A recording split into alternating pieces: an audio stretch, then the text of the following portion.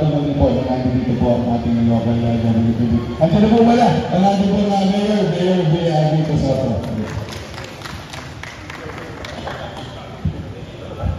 Salamat, Nacho, Volta. Magandang umaga po sa inyo. Kamusta po kayo? Okay na po, medyo nakabawi na ng konti. Po, magandang umaga po. Siyempre, pinaka-Capodel, sa mga kagawad, barangay officials po natin. Maraming salamat. Kap, nakita ko nung masagsagan ng bagyo, talagang hindi kayo ng mabayan. Very active kayo. At nakita po namin kung paano kayo kumilos para matulungan ng mga naapektuhan ng bagyo. At papasalamat po tayo dahil mukhang wala naman tayong mga casualty o nasaktan. Meron po bang nasaktan sa inyo? O ano po, sa mga pamilya? Wala naman po. Mabuti po yun. Nung nag-evacuate kayo, nasa evacuation site po kayo, siguro natanggap naman natin yung mga tulong din na ipadala po sa inyo. Gaya yung sleeping kit, hygiene kit, yung food pack. Alam ko na may DSWD food pack din na ipadala sa tulong naman po yun ni Congressman natin. At yung mga hot meals po natin, medyo nalilate lang siguro yung pagdating minsan na may pasensya din pinaka. Dahil talagang sa totoo, naubos na natin lahat ng pagkain sa Pasig na available. Yung mga manok sa Jollibee, naubos na natin sa totoo lang po. Para ipadala po sa mga, pati sa McDo, kumuha na rin tayo. Talagang halos wala na available ng mga panahon na yun. Nagpaluto na tayo, lahat ginawa na. Kaso, pag inisip po ninyo kasi, nasa mahigit 10,000 yung evacuation, 2,800 families po tayo, 2,883 families tayo. Ibig sabihin, kasama yung mga staff sa evacuation site, yung mga nasa relief natin, rescue, operation, mahigit 40,000 hot meals per day yung pinapagawa o dinideliver ng pamahalaan natin. Kaya siguro maunawaan naman po ng lahat. Pero ganun naman ay mingi po ako ng pasensya kung nalilate minsan yung mga hot meals natin. At ngayon naman po, pinag-isip pa tayo ng mga paraan para makatulong at salamat sa ating City Council dahil natrubahan po nila ang karagdagang tulong sa pamamagitan ng financial assistance po natin na i-distribute po natin ngayong umaga. Sana makatulong po ito sa mga pamilya ninyo, makatulong po sa inyo kahit paano para makatulong kung may mga kailangan pong gawin sa bahay, kung may mga kailangan pong palitan na gamit. Pero hinginan din po akong tulong sa inyo at para na lang po kasi alam ko po na may mga iba rin pong pinaha, pumasok yung tubig sa mga bahay nila, pero hindi natin mabibigyan ng financial assistance dahil wala silang green card. Ayaw din naman natin magkagulo. Pag in-open natin at sinabi na para sa lahat ng financial assistance, maaaring magkagulo po Alam niyo naman po yan. Kaya yung mga may green card lang talaga yung mabibigyan ng tulong pinansyal. Pero po, hindi pa rin naman natin kakalimutan, hindi natin kakalimutan yung mga naapektuhan din, yung mga binaha din, pumasok yung tubig sa bahay nila, pumasok yung gamit din, pero wala green card. Hindi natin sila kakalimutan. Kaya simula tayo ng Lunes, at nag-goal pa lang po ngayong Biyernes, ay mga bahay-bahay po tayo house to house tayo para silipin ang sitwasyon sa mga apektadong lugar kung saan tumas yung tubig para maghatid po rin ng tulong sa kanila. Kaya makatulong na lang po para paliwanag. Sabi nga ni Consi Volta, pati siya ay pinaalam naman po yung lugar na naman din. Yung bababa po talaga. Unang tumataas ang tubig sa bangkang. Malapit din sa ilog kasi kaya gano'n. Pero yun nga po, talagang nag-house to house na sa inyo. Nag-house to house na.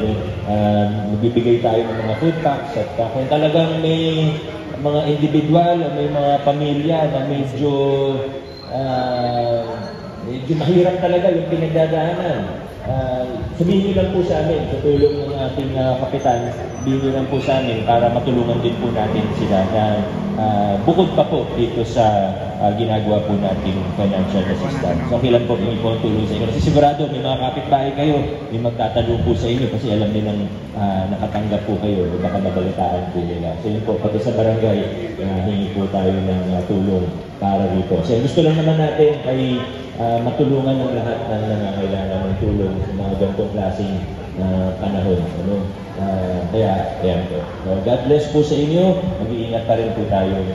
Maraming salamat po.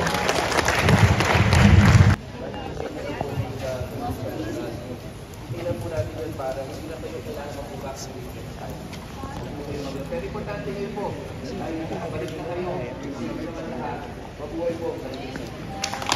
Maraming salamat, Kong Roman. Ngayon naman po, ang alkalde ng Lungsod ng Pasig, ang kagalang-galang Pico Soto.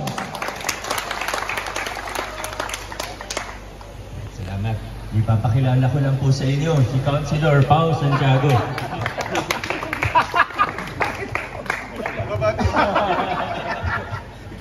Ako po yung pinakilala ng Mayor sa Santiago.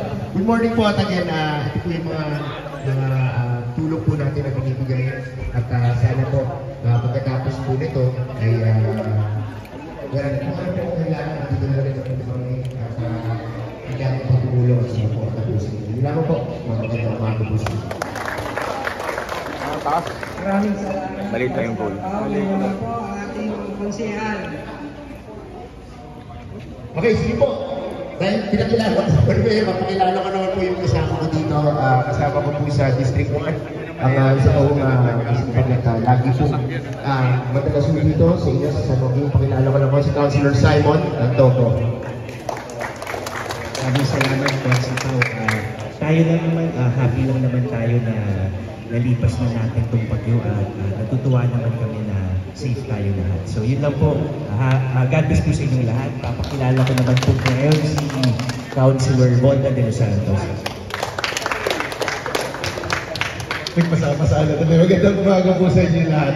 Alam ko maganda rin yung ngiti natin ngayon dahil pero ng bagyo, malabagyo rin yung naramdaman natin. No? Ito yung pagkakataon na sinasabi natin, sana wag all. Kasi di ba yung iba ko sinasabi, pag mayroong ayuda, sana all daw. Pero ito yung iniwasan natin sana, di ba, na mga pangyayari. Pero nandito pa rin po ang lokal na pamahalaan sa pangunan ni Mayor Vico Soto po, di ba, Mas Maramar Romulo, mga konseho at ni Vice Mayor Dodon Towersley. At nandito po kami para kahit pa paano po ay makaalalay po sa ating mga naapektuhan po ng bagyo. Again po, good morning po sa inyo lahat and God bless po. Ngayon, papakilala ko naman po ang ngayon po ay medyo namamayat na po na contact na konsehal. Ang ating po konsehal Vico. Parang di naman. Good morning po sa atin lahat. Again, hindi ko na po papahabain. Pero ito naman po assistance natin, isa lamang po sa mga hakbang na ginagawa ng ating lokal na pamahalaan. Of course, sa leadership ni Mayor Vico, ni Kong Roman at ni Vice Dodon, at of course, ng 11 sanggunian natin para po makatulong dun sa mga naapektuhan ng bagyo. We've been, siguro kung nakikita nyo rin po sa social media, even on ground po, we've been very active simula pa lang ng kasagsagan ng bagyo. No? Medyo nahati na nga, kaya yung misis ko, punta rin siya kung nakita ng iba po, tayo po talaga nag-exert ng best effort natin na sa abot na makaya, maka-assist po sa mga nasalanta. Pero again po, ito naman po patunay lang din na aktibo pong tumutulong at gumagawa ng paraan ng ating lokal na pamahalaan para maka-assist po sa inyo. So I hope po itong konting assistance natin ay makadagdag tulong po sa pangangailangan niyo upang makarecover dito sa bagyo. Again, God bless po sa ating lahat. Tibay lang po, prayers at saka abot naman po kaming makukontak po ng inyong mga konsyal, through PAP, sa mga opisina namin kung may mga iba pa po kayong kailangan na kaya po namin magampanan. So yun lang po, magandang umaga, God bless po sa ating lahat. At pwede ko na po tawag ulit ang ating Mayor Vico. Magandang umaga po ulit sa inyong lahat. Kamusta na po kayo? Ngayon, tinatanong ko po kayo, may mga nasaktan ba o may naging casualty at sa awa ng Diyos, ang sagot niyo naman po ay wala, at safe po ang lahat. At siguro, yan naman po ang pinaka-importante sa lahat, na ligtas po tayo. Kaya papasalamat tayo sa Diyos na safe po ang bawat isa sa atin. At gaya na nabanggit ni Kong Roman, sa tulong din ng inyong barangay, sa tulong ng nasyonal na pamahalaan, co-coordinate din naman po yan sa amin.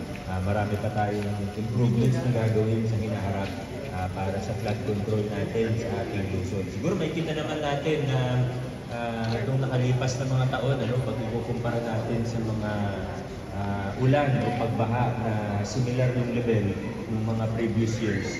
Siguro may kita naman natin na ngayon, kahit papano, hindi na kasing bilis tumaas ang tubig at mas mabilis mo siyang humupa. Pero siyempre, hanggat may konting baha pa rin sa lungsod natin, ay gagawa pa rin tayo ng mga paraan, ng mga hakbang para lalo pang mabawasan ito hanggang maging flood-free po tayo. Hindi po siya madali, pero patuloy natin gagawin yung mga tulong ng City Council natin.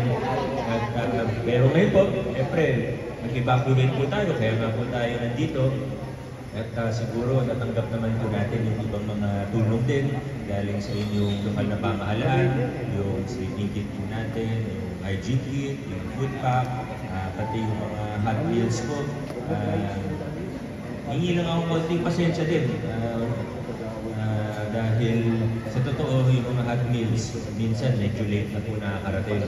Alam niyo po, 21, alam ko naman po naunawaan din yan, pero hindi pa rin po akong pasensya sa inyo. Kasi 21 na evacuation site tayo, umabot po tayo sa 2,883 families na nag-evacuate po.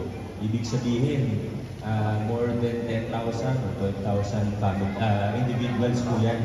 Tapos hindi lang naman yung nasa evacuation site ang nilintindi natin. May mga nire-rescue pa tayo, may mga nahulog na po. Lahat, ang daming nangyayari.